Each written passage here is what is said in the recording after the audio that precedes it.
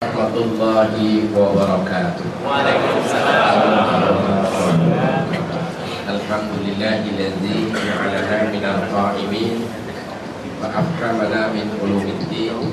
Asyhadu an la ilaha illallah wahdahu la syarika lah wa asyhadu anna Muhammadan abduhu wa rasuluhu alladzi la nabiyya ba'dahu. Qala Allah ta'ala fi kitabihil karim wa huwa asdaqul qa'ilin. A'udzu billahi minas syaitonir rajim.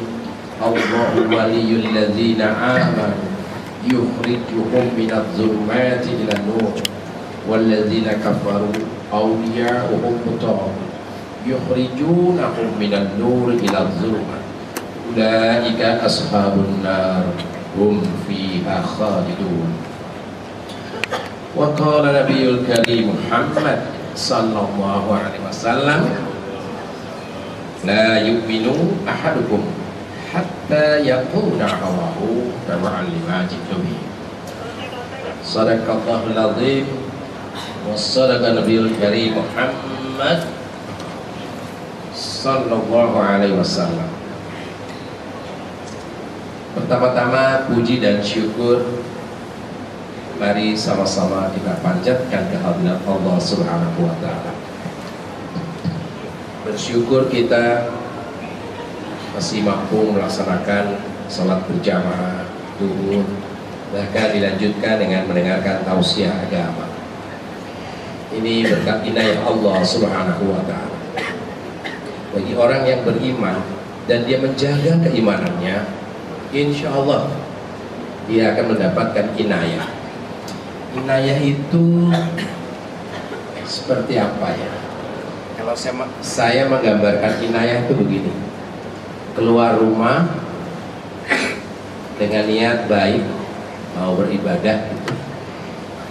Bekerja itu kan ibadah, belajar itu ibadah, berusaha itu ibadah, ngantongin uang di dompet. Nah, punya rencana belanja enggak? Tapi kemudian bertemu orang bersedekah, uangnya diarahkan Allah belanja di jalan Allah. Langkah kakinya ke masjid, bukan ke karaoke gitu, tapi langkahnya itu ke tempat ada pengajian nih, belok ikut pengajian gitu. Padahal tidak punya niat, tapi dia punya iman gitu. Imannya itulah yang oleh Allah kemudian diberi inayah. Itu yang saya pahami seperti itu, dan selalu kita berusaha untuk mendapatkan itu. Lebih jauh lagi kita mendapatkan hidayah. Wah, bersyukurlah orang-orang yang diberi akal, yang kemudian dengan akalnya dia mencari hidayah Allah. Yang gratis nggak usah dicari, sudah dikasih sama Allah. Satu yang tidak gratis, hidayah itu taufik. Itu tidak dikasih sama Allah, harus berjuang memperolehnya. Aku jauh, engkau jauh, aku dekat, engkau dekat. Jadi kalau jauh dari Allah ya bisnis terus, pacaran terus, ngobrolin orang terus, ngerumpi terus, buka jilbab terus, jauh dari Allah. Sholatnya seperti hewan saja bergerak-gerak. Mulai gagalan gitu. Merasa sudah muslim, sudah beriman, tapi tidak bertakwa.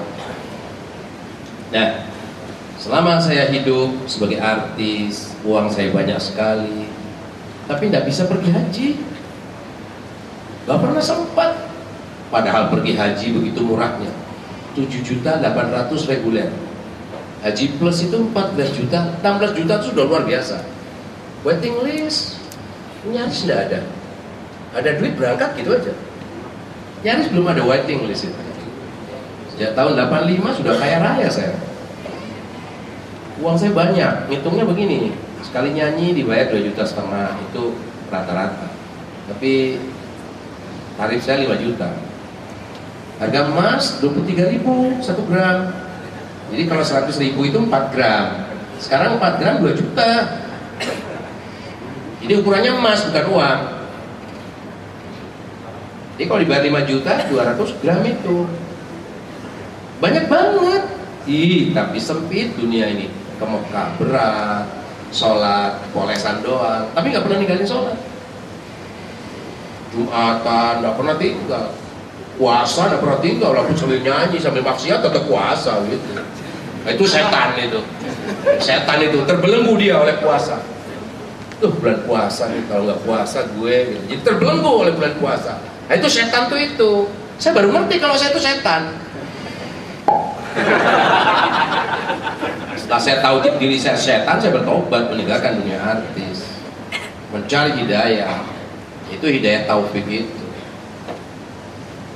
Mudah-mudahan mantan setan ini yang berbicara ini memberikan inspirasi bagus, bukan sekedar motivasi tapi inspiring, menginspirasi kita untuk lebih dekat dengan Allah. Jadi kalau bapak-bapak ini dekat dengan Allah bukan karena hari mukti, karena inspirasinya. Dia membawa apa yang disampaikan Rasulullah disampaikan lagi gitu. Dia hanya berharap ridho Allah saja. Salawat dan salam semoga senantiasa dilimpahkan keharibaan junjungan kita Nabi Muhammad sallallahu alaihi wasallam. Segenap pengurus Masjid Al-Ikhlas, Al-Ikhlas Kota Kasablanka. Gedung apa kota ya? Kota bertingkat-tingkat baru ada ya di dunia, kota bertingkat. Yang dirahmati Allah. Hadirin hadirat, ya, sama-sama kita beriman kepada Allah. Teman-teman dari Badan Wakaf Al-Quran yang saya hormati, Ustaz Hashim Mustafa, salah seorang pembimbing saya yang saya cintai, istriku yang aku sayangi. Mana istriku? Lagi belanja. Kata-kata cinta di mana kamu?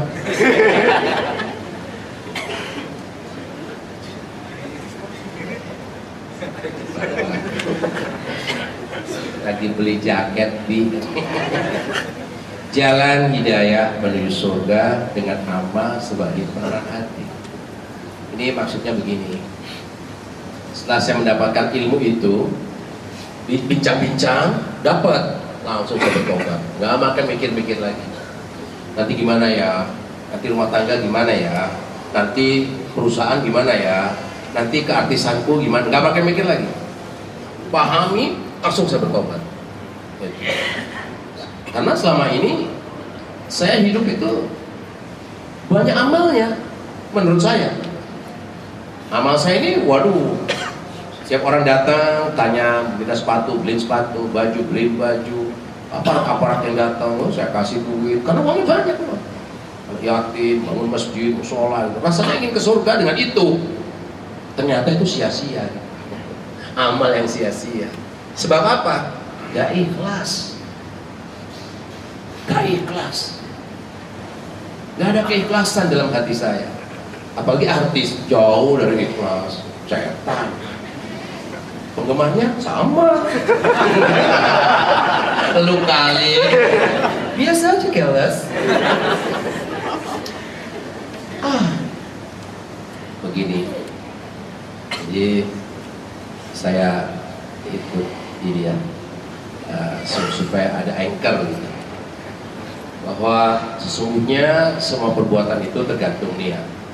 Innamal a'malu binniyah. Itu jangan dipotong gitu ya. Yang dipotong. Bahwa setiap orang akan mendapatkan balasan sekedar dengan apa yang dia niatkan. Dijelaskan kepada saya oleh seseorang bahwa seorang laki-laki dari kaum muhajirin hijrah, ini ahli surga ini.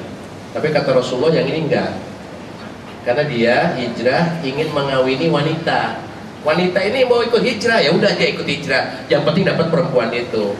Sampai di Madinah dia menikah dengan perempuan itu. Dia nggak dapat surga, dia dapat perempuan itu saja. Gitu.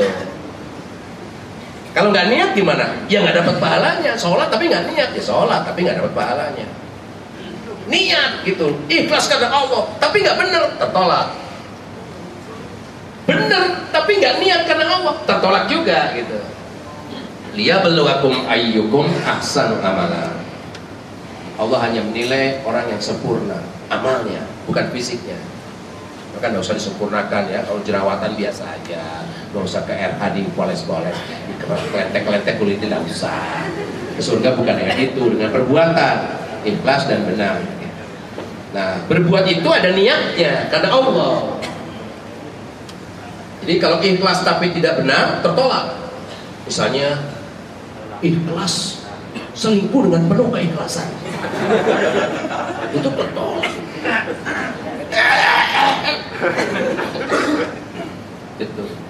Pergi haji, bener kan? Manasiknya bener, ya, uangnya halal, bener semua dia udah.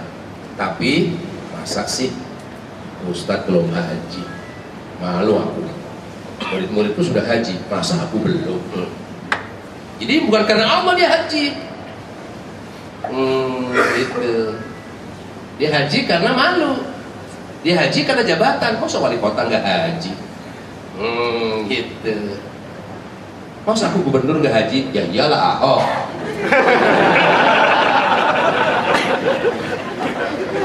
Ahok mau. Baik. Jadi hadis ini membuat saya bergetar ketika para ulama bersepakat ya, bahwa hadis ini merupakan sepertiga dari ilmu. Jadi kalau kita menguasai hadis ini, memahami dan mengamalkannya, sepertiga ilmu agama sudah di tangan. Sepertiga di pesantren berapa tahun itu? Wah, subhanallah, ini membuat saya bergetar gitu. Saya artis, saya rocker, kalau saya paham ini bagaimana? Sepertiga agama di paham, diamalkan, tapi gitu, bukan dihafal, paham, diamalkan. Menurut Imam Al-Baihaqi, perbuatan seseorang hamba itu yang dinilai oleh Allah, perbuatannya baik, sesuai dengan niat, dan disebut sempurna adalah 3 hal. Di perbuatan hati, perbuatan lisan, dan anggota badannya. Nah, niat merupakan salah satu bagian dari perbuatan tadi, yaitu hati. Amalnya hati gitu. Dan amal hati yang tahu kamu dan Allah. Gitu. Maka tidak ada jilbab hati, itu tidak ada. Kok nggak pakai jilbab? Ya kan tergantung hatinya. Oh kalau gitu di mana toko jilbab hati? Aku beli deh. Nggak ada ya jilbab itu zahirnya gitu. Nah, menurut Imam Ahmad, hadis ini merupakan salah satu dari 3 hadis yang menjadi titik tolak seluruh syariat Allah. Ini syariat itu fardu, mandub, mubah, makruh, haram, wajib, sunat, mubah, makruh, haram. Ini ahkam khamsah 5, hukum yang 5, siratal mustaqim. Ini siratal mustaqim. Di dunia ini Allah berikan sekarang. Kalau kita berjalan di muka bumi berdasarkan siratal mustaqim, di akhirat gampang jalan di situ. Karena sudah terbiasa di dunia. Gitu. Ini siratal mustaqim itu. Perbuatan mencium wanita wajib, sunat, mubah, makruh atau haram. Istrinya loh. Ini gua. Lu yang haram. Apalagi gundul menawar. Mencium istri adalah sunnah, ibadah. Istri wajib menerimanya, menolaknya haram. Oh, itu ada ininya siratal mustaqim gitu loh. Mencium istri ibadah, mencium pacar haram gak ada. Nah ini yang menentukan wajib, sunat, mubah, makruh, haram. Nah iman itulah ya. Jadi kita ini berbicara berdasarkan akal kita yang memimpin. Kemudian iman itu muncul manakala kita berakal. Tapi iman juga nggak paham harus ngapain. Maka iman kita dibimbing oleh ini, wajib, sunat, mubah, makruh, haram. Nah itu sepertiga agama itu. Kalau orang sudah paham wajib, sunat, mubah, makruh, haram, wah sudah enak nih. Harum enggak, itu istri orang. Meskipun harum dan cantik, istri orang. Bagaimana laki-laki? Ghadul basar, alihkan pandangan, takwa. Bukan kayak kita kerja di sebagai sales, sebagai ya pramuniaga, apa sih namanya gitu. Cantik banget. Ngobrolnya lama, dilama-lamain. Karyawatinya dicentil-centilin. Bapak wangi loh. Boleh. Oke. Ini panjang-panjang ceritanya ya. Jadi hadis pertama, Rasulullah SAW bersabda, sesungguhnya semua perbuatan itu tergantung dari niat. Dan setiap orang akan mendapatkan balasan sekedar dengan apa yang ia niatkan. Hadis kedua, Rasulullah SAW bersabda, siapa saja mengada-adakan perkara baru yang tidak kami perintahkan, maka perbuatan itu tertolak. Hadis ketiga, Rasulullah SAW bersabda, sesungguhnya yang halal itu jelas dan yang haram juga sangat jelas. Di antara keduanya adalah perkara mutasyabihat. Mutasyabihat itu mubah, subhat ya, yang kebanyakan manusia tidak mengetahuinya. Barang siapa yang mampu menghindarkan dirinya dari perkara-perkara mutasyabihat, niscaya terjaga agama dan kehormatannya. Nah, aku kan artis nih, itu wilayah pekerjaanku itu apa? Haram, mubah, makruh, wajib, sunnah, atau itu wilayah subhat? Halal haramnya di mana kan gitu? Ternyata setelah saya mengkaji, apakah bernyanyi itu wajib, sunat, mubah, makruh, haram? Ketemu mubah, boleh. Penyanyi itu boleh. Bintang kecil, boleh. Pelangi-pelangi, alangkah indahmu, boleh. Sidanan Nabi, salatullah, salamu. Itu menyanyi, bukan bersolawat itu bernyanyi. Kalau bersolawat, Allahumma sholli ala Muhammad wa ala ali Muhammad. Tapi kalau sambil sholat nyanyi, Allahumma sholli ala Muhammad, batal itu. Jadi ini yang menentukan itu bersolawat atau tidak. Solawat itu sunnah.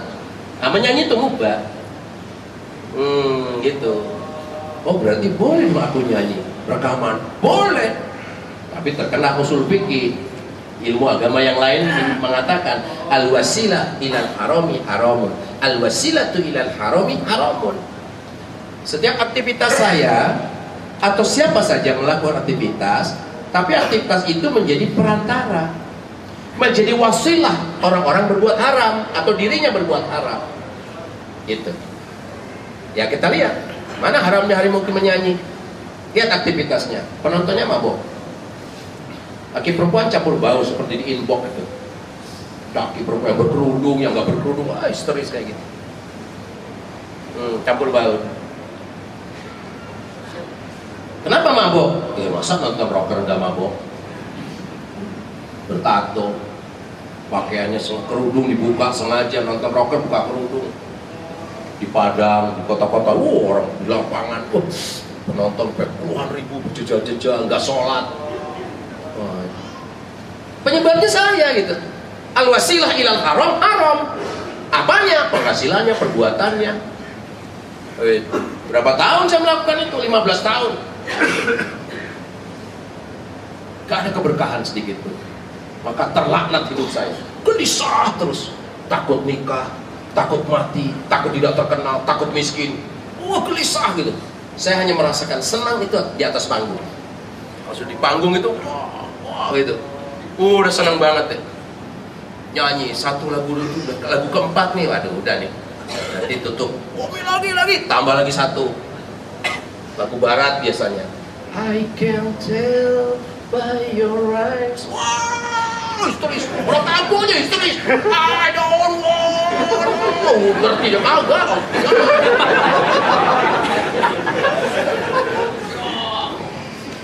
Kemudian ubah turun, duduk di belakang panggung, kawal. Penyanyi selanjutnya Anggun C. Sasmi. Orang sama histeris, sakit hati. Gila, saingan baru. Tersiksa udah.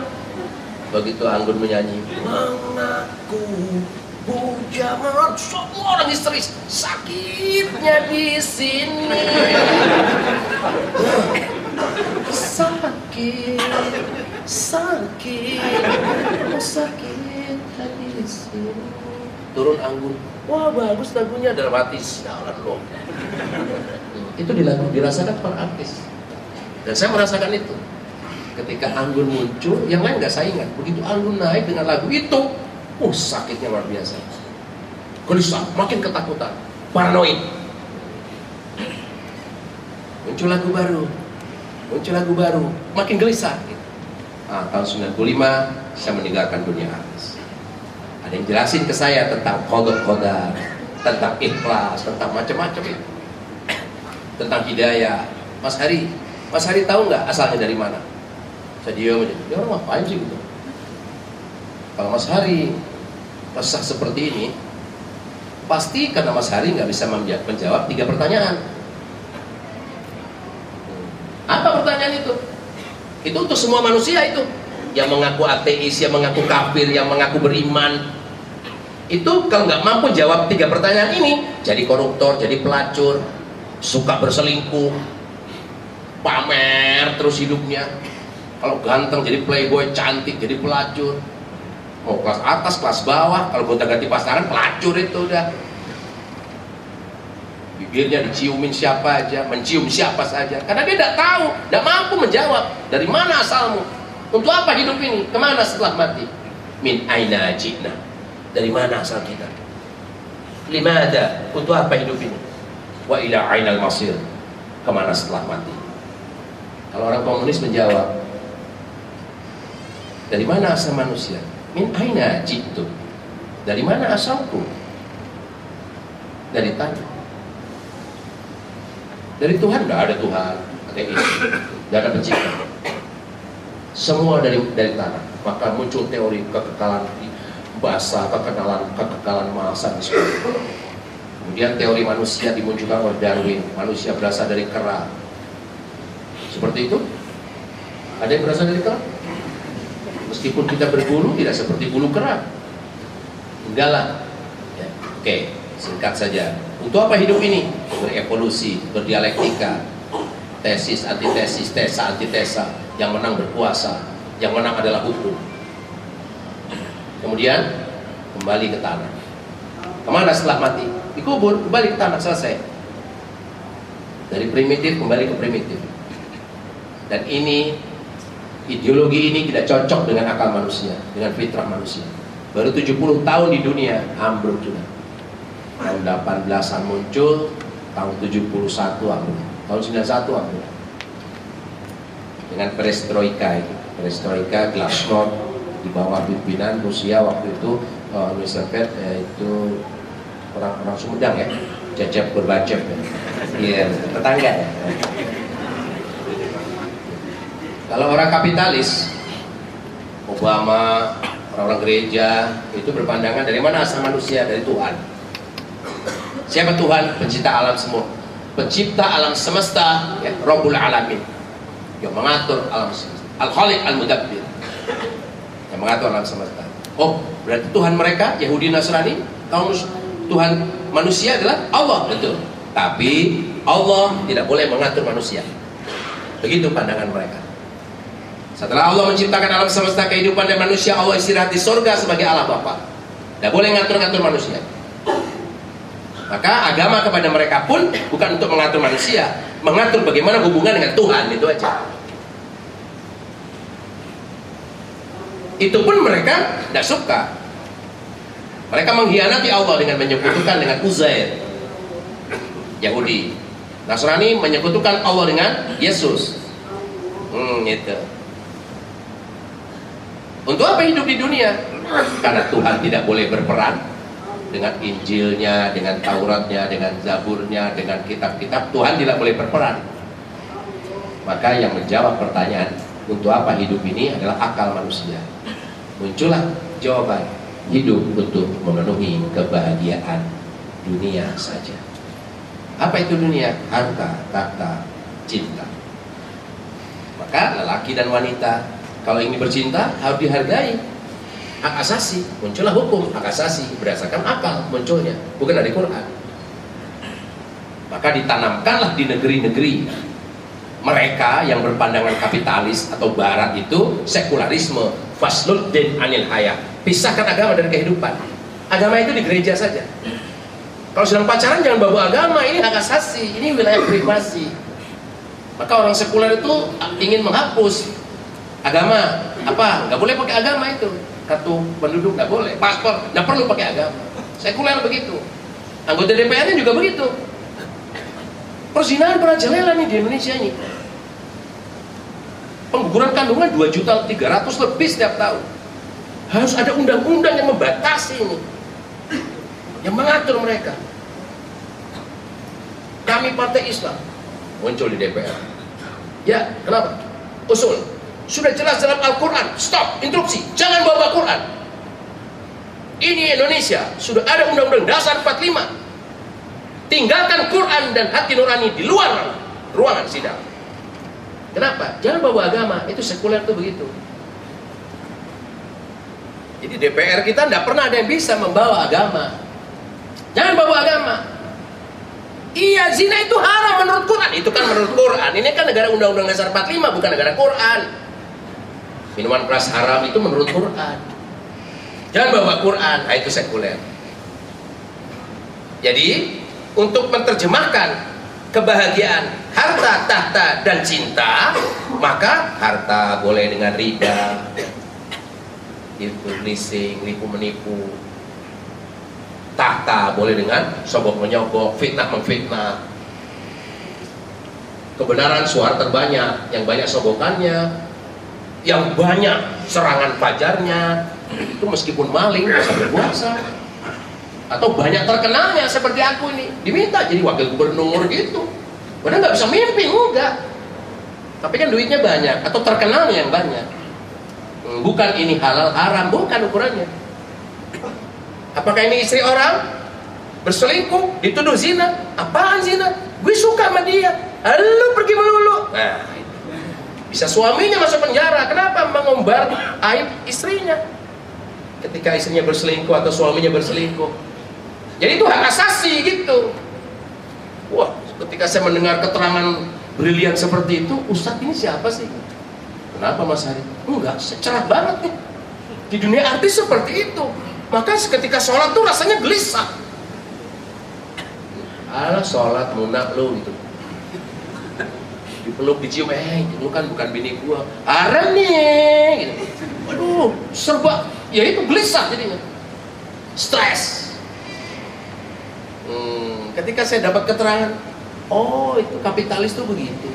Terus orang-orang itu yang berselingkuh, yang berzina, yang mabok, yang diskoan, yang korupsi, yang menggugurkan kandungan, itu kalau mati kemana? Langsung ke surga. Loh kok bisa? Asal percaya dalam Yesus. Itu, percaya kepada Yesus, udah ada jaminan. Mana buktinya percaya? Menjadi anggota gereja. Maka mereka kalau bikin gereja ngototnya minta ampun. Kenapa? Itu jalan ke surga gitu loh. Dengan bodohnya begitu. Masuk akal? Akal aja nggak bisa nerima. Nah kalau Islam beda. Dari mana asal manusia? Nah dengan akalmu kamu mencari. Seperti Nabi Ibrahim kan? Duduk termenung, orang lain menyembah berhala, bapaknya bikin patung berhala. Nabi Ibrahim mikir, patung itu nggak bisa apa-apa. Bapakku bikin patung, disembahnya, kemudian dijualnya. Orang-orang menyembah patung bikinan bapakku. Aku gelindingin satu ke got. Bapaknya, ini perbuatan kamu Ibrahim. Enggak lah Pak, ini model saya aja. Enggak lah Pak, dia jalan sendiri jatuh ke got. Mana mungkin patung bisa berjalan? Ya kenapa disembah? Nabi Ibrahim itu berpikir brilian gitu, nggak ada yang ngajarin, tapi dengan akalnya berpikir. Lihat bulan, kadang sabit, kadang sempurna, ya muter lagi, kadang-kadang merah darah. Itu kalau gerhana bulan itu merah darah, fokus banget. Siang hari gerhana, waduh, merah darah. Aku nggak ngeliat kemarin. Seperti itu. Kok bisa gitu? Pasti ada yang ngatur nih. Siapa ya yang ngatur? Nah, dengan berakal berpikir. Nah, dengan berpikir ketemu. Nah, sekarang saya tanya ibu-ibu, Bu, dari mana asal manusia? Dari Allah. Tahu dari mana Allah? Al-Quran. Nah, mari kita pakai akal kita. Oh, Al-Quran adalah bercerita manusia berasal dari Allah. Bahkan Al-Quran bercerita manusia diciptakan untuk apa itu. Jadi ya. Nah sekarang kita prediksi dengan akal. Menurut akal, Al-Quran itu bikinan Nabi Muhammad karena muncul dari mulut Nabi Muhammad. Menurut akal, Al-Quran itu bikinan orang Arab karena tulisannya tulisan Arab. Saat itu ada tulisan Romawi, tulisan Ibrani, bahasa Suryani dari Yahudi. Sedangkan tulisannya Arab. Tapi kedua kemungkinan ini menurut akal juga batil, gak mungkin dari mulut Muhammad Rasulullah, di mana Muhammad Rasul tidak bisa menulis, tidak bisa membaca, bisa merangkai kata-kata, bahkan ini adalah sebuah firman. Cukup terjawab, gak mungkin Muhammad bikin Quran. Kalau begitu, bikinan orang Arab? Enggak juga. Saat itu orang Arab juga bikin syair, gak ada yang bisa menyamai. Bahkan Khalid bin Walid itu punya bapak namanya Walid bin Mughirah, ahli syair paling hebat di Mekah. Tidak bisa bikin Quran dan memuji Al-Quran yang diucapkan Muhammad Rasulullah. Abu Lahab, Abu Jahal itu sampai ngintip Rasulullah sholat, mendengarkan ayat yang dibaca, kagum mereka. Bu, kalau ibu senang lagu, terus ada lagu yang enak, senang nggak? Matiin nggak radionya? Matiin nggak kasetnya, CD-nya? Di mobil hidupin, kencengin.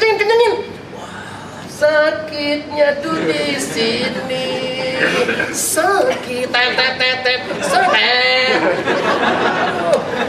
enak nih lagu. Lagunya enak, matiin, nggak mungkin. Oh begitulah. Abu Jahal, Abu Lahab itu mendengarkan. Benar nih. Sampai kesimpulannya, ini bukan dari Muhammad ini dari Tuhannya Muhammad.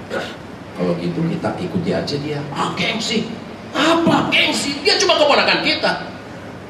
Gitu. Mungkin kalau Al-Quran itu datangnya ke Abu Bakar selevel gitu mungkin ya. Abu Lahab, Abu Jahal mungkin nerima, walau alam ya. Muhammad nih gitu. Tuh. Jadi menurut akal Quran itu apa? Nah, kemungkinan ketiga, Quran itu wahyu. Sebagaimana ayat-ayat sebelumnya diturunkan sebagai wahyu kepada para nabi. Kalau wahyu pasti sempurna, pasti nggak akan salah. Gitu. Dan tidak akan berubah. Kalau Al-Quran itu wahyu, ternyata benar. Membaca Quran ada kaidahnya. Diubah ayatnya pasti ketahuan. Jangankan ayat, titik saja tidak bisa merubah Quran. Coba. Siapa yang membacanya begini? Bismillahirrahmanirrahim. Kalau suruh ucapin pasti bisa. Tapi baca ayat itu. Bismillah, tapi Bismillah, baknya dipindah ke atas, titiknya. Jadi nun. Haknya dikasih titik. Hak kecil ya. Kasih titik, jadi jim. Baca. Pasti Bapak bacanya Bismillahirrahmanirrahim. Salah titik nih. Gak mungkin. Bismillahirrahmanirrahim. Gak mungkin. Gak akan mungkin. Laqad kana lakum. Hilangkan titik qafnya. Pasti bacanya la. Ini kurang titik ini. Gak mungkin la'ad kana lakum. Gak mungkin. Atau ghairil maghdubi alaihim. Titiknya dihapus. Gak mungkin jadi ghairil maghdubi alaihim. Gak mungkin. Quran. Dan sampai sekarang faktanya tidak bisa dirubah. Nah, Al-Quran ngomong tuh, berbicara firman Allah. Dari mana manusia? Minallah. Dari Allah. Yakin? Sudah ketemu, manusia berasal dari Allah. Aku puas tuh. Iya Ustaz, aku yakin dari Allah, cuma yakinnya gimana gitu. Enggak, Mas Hari sudah yakin, beriman sudah. Mas Hari itu beriman. Orang-orang kita ini beriman ini semuanya. Ahli ma'rifat ini semua. Naik derajat orang ini ketika pertanyaan kedua dia bisa jawab. Walimada? Untuk apa hidup ini? Tidak tahu lagi dia. Tanya sama Allah. Yaitu dengan Al-Quran. Kata Al-Quran, wa ma khalaqtul jinna wal insa illa liya'budun. A'udzu billahi minas syaitonir rajim. Wa ma khalaqtul jinna, dan tidak aku ciptakan jin. Wa ma khalaqtul jinna wal insa illa liya'budun. Tidak aku ciptakan jin dan manusia melainkan untuk beribadah. Jadi apa? Hidup ini untuk apa? Beribadah. Yakin? Naik derajatnya. Dari ahli makrifat menjadi ahli hakikat. Bahwa hidup ini hakikatnya untuk beribadah saja. Ibadah itu apa? Mengerjakan perintah, meninggalkan larangan. Yang sumbernya dari Quran, hadis, ijma' sahabat dan qiyas. Itulah siratal mustaqim. Wajib, sunnah, mubah, makruh, haram. Fardu, mandub, mubah, makruh, haram. Itulah patokan bicara. Patokan lisan, patokan niat, patokan apapun perbuatan, wajib, sunat, mubah, makruh, haram. Wanita setelah haid wajib berjilbab, nggak berjilbab haram, dosa gitu.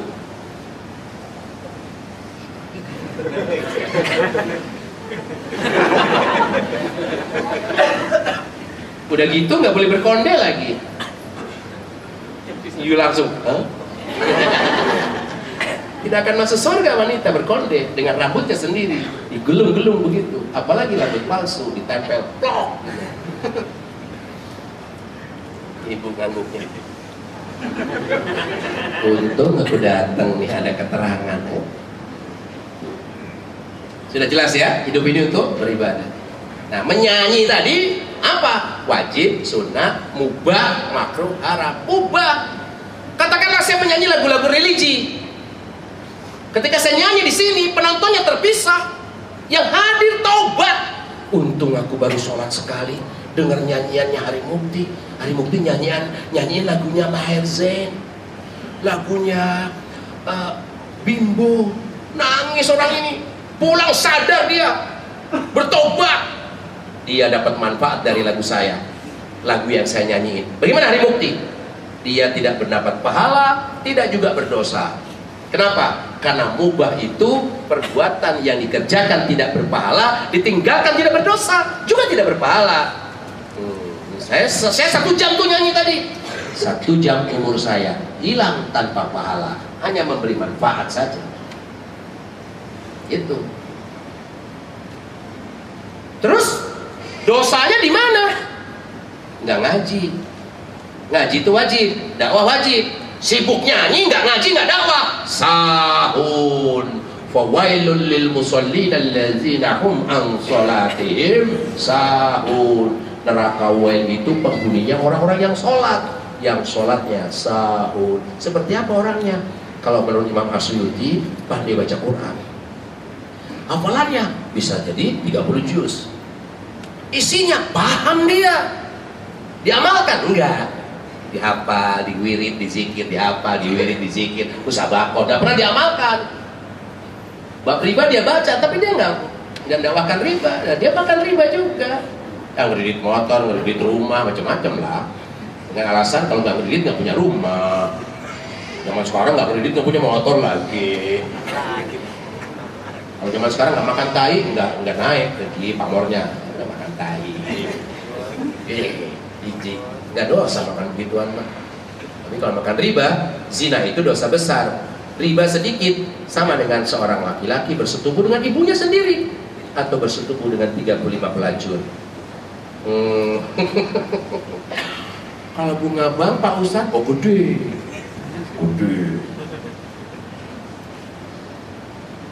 KPR sama. Pak Ustadz ngapain kontrak? Mobil rental. Mampunya itu, udah lakukan aja itu. Bisa sih ngeredit rumah, bisa. Kontrak cukup banyak. Saya mengamalkan pokok hadis tadi. Ikhlas. Dah ikhlas terima ini.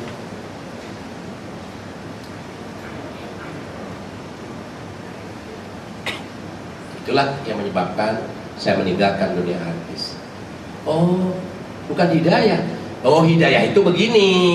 Sejak lahir manusia langsung diberi hidayah. Insting. Maka tidak perlu pelajaran seks di sekolah, tidak perlu. Binatang aja hamil, bunting, melahirkan, bisa menyusui. Kambing misalnya, kambing itu di mana sekolahnya? Beranak aja. Suara ibunya sama suara anaknya mirip. Ibunya anaknya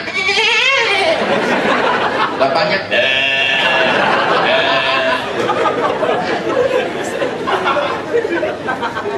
kalau kambing banci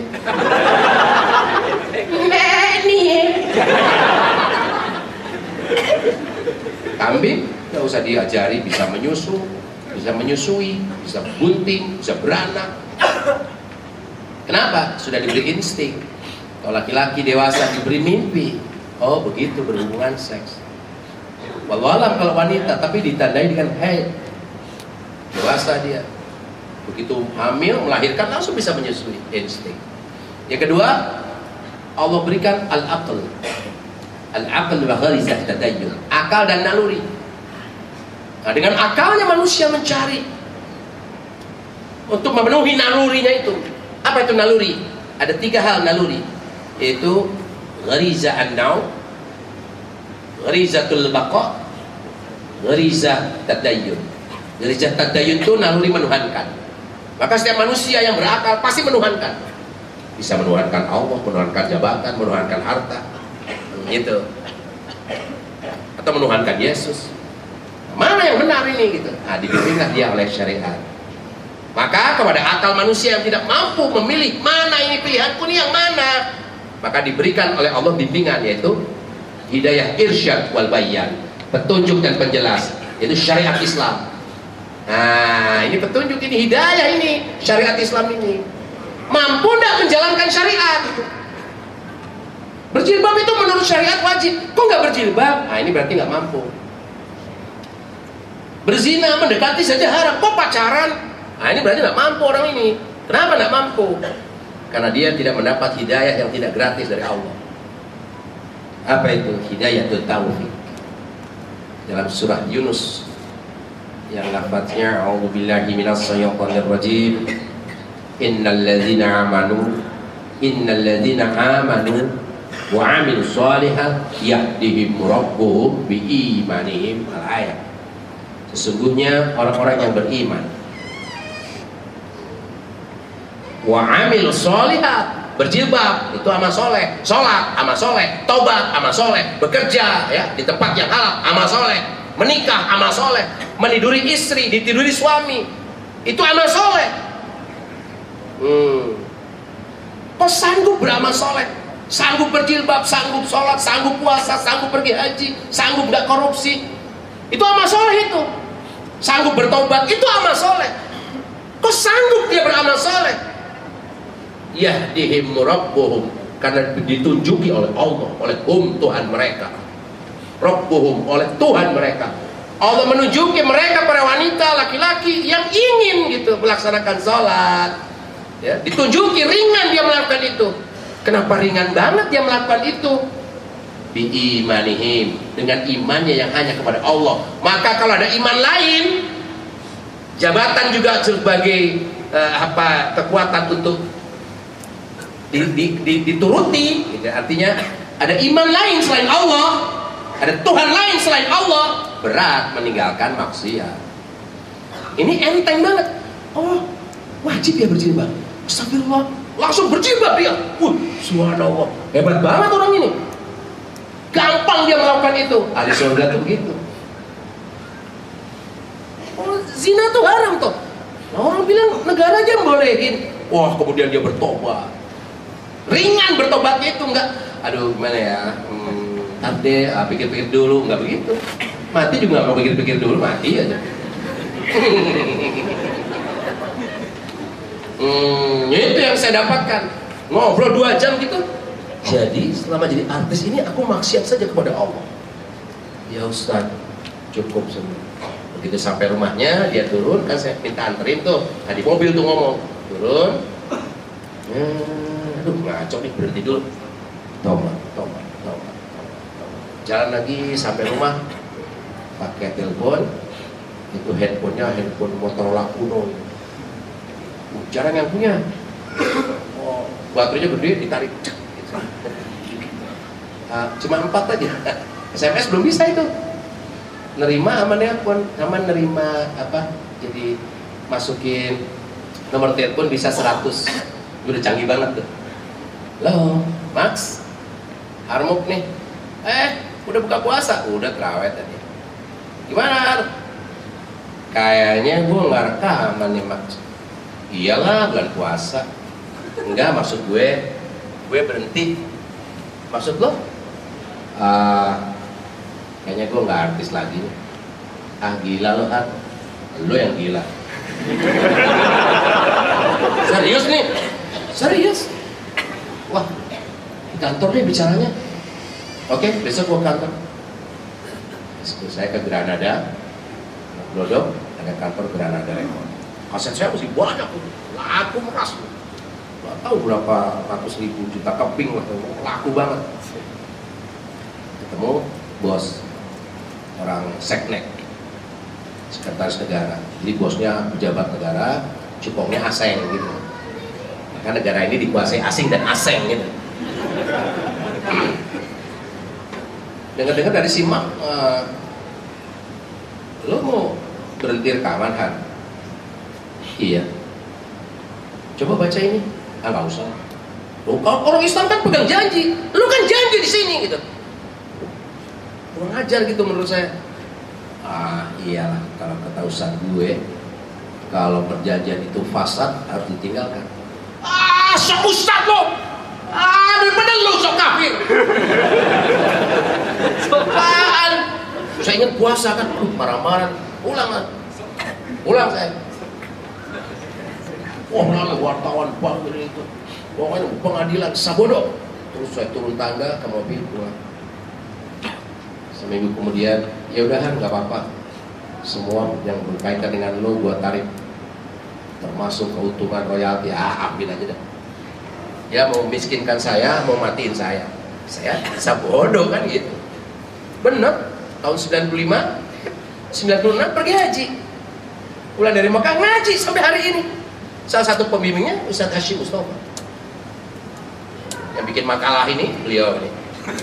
Tinggal baca aja.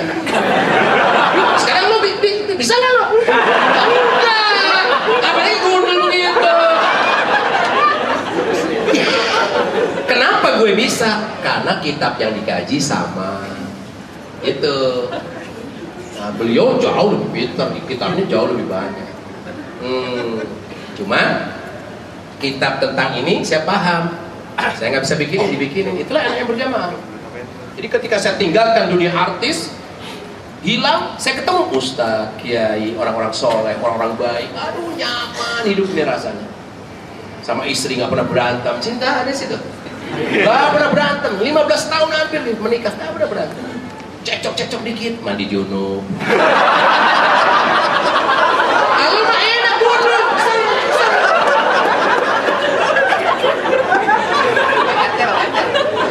Oke. Waktunya tidak lama. Karena saya juga ingin berbagi dengan umat. Salah satu orang yang mengakses saya buat bikin buku. Nih, yang saya ceritain tadi ada di sini. Ini bahasa Indonesia, tidak pakai ayat-ayat, tidak pakai bahasa Arab. Kalau orang kafir baca ini, luntur kekafirannya. Kalau orang beriman baca ini, makin mantap imannya. Ini jalan menuju surga. Satu lagi, negara kita ini menjual Indonesia dengan seenaknya. Karena aku suka nyanyi, aku bikin lagu. Indonesia milik Allah, gitu. Kembalikan kepadanya. Ini kasetnya nggak diperbanyak, CD-nya nggak diperbanyak. Aku bikin syair di belakang ini. Isi Indonesia di dalam sini. Ada peta-peta kecil, di mana Indonesia itu petanya, peta minyaknya, ya, peta-petanya itu semua milik asing. Di Indonesia dapat pemasukan dari mana?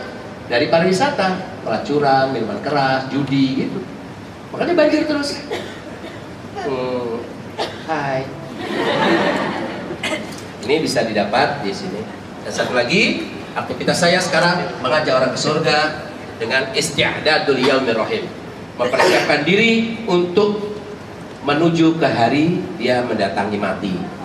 Dia meninggalkan dunia. Nah, apa bekalnya? Yang paling bagus, kita siapkan diri kita, selalu mendoakan, dapat pahala. Bersedekah, berinfak, yang terbesar berwakaf. Dengan wakaf itulah kita mengumpulkan pahala. Walaupun sudah mati, tetap saja kita bisa. Ada 5 menit untuk menjelaskan. Saya persilakan daripada wakaf Al-Quran sebelum ditutup.